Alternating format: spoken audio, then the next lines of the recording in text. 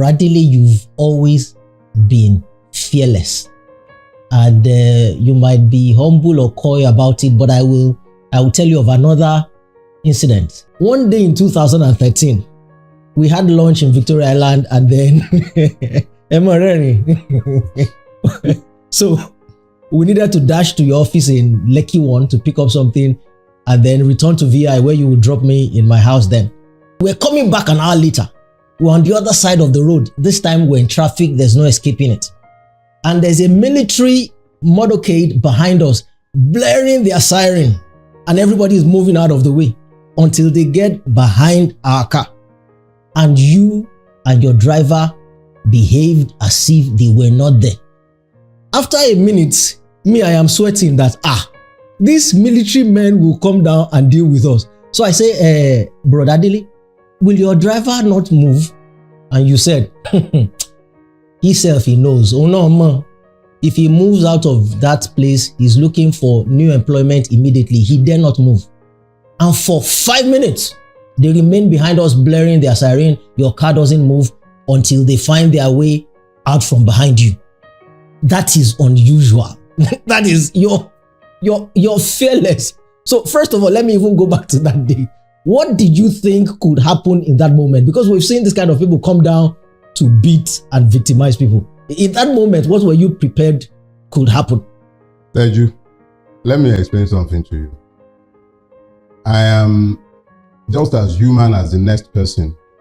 And I used to have quite a bit of fear in me as well, just like any other human being.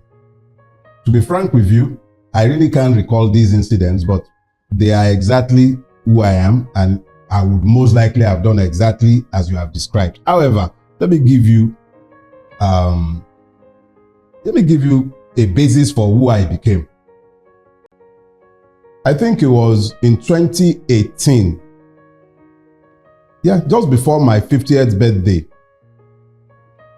I left my office, got home, and I had my favorite meal, pounded yam and egusi. And then I stood up and I fainted. For the first time in my life, I lost consciousness. I wrote a piece titled "The Day I Died." It's inside my first book, "Do Not Die in Their War." I described what happened that day, and this is just to abbreviate for you.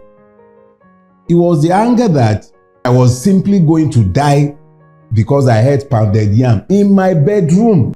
So I learned from that day that it didn't matter what any man might do to me, as long as I am doing what I believe to be the right thing in the moment.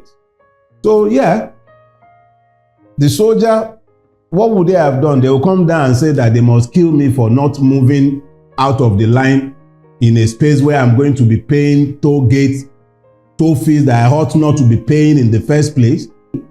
It's a no-brainer. It is not a function of some death wish, but the reality is that Vala Mogulis, every man will die one day or the other.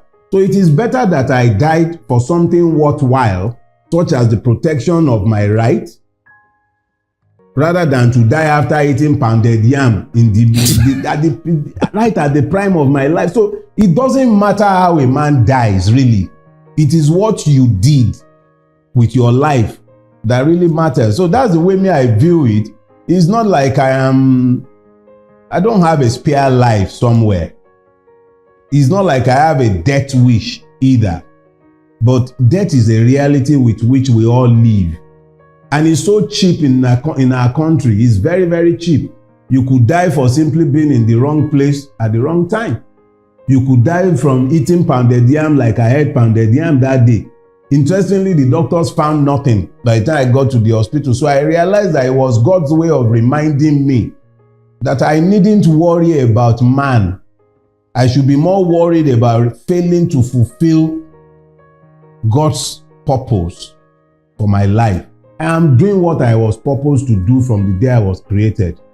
That I make some people very uncomfortable with my deeds and my sayings, that's good.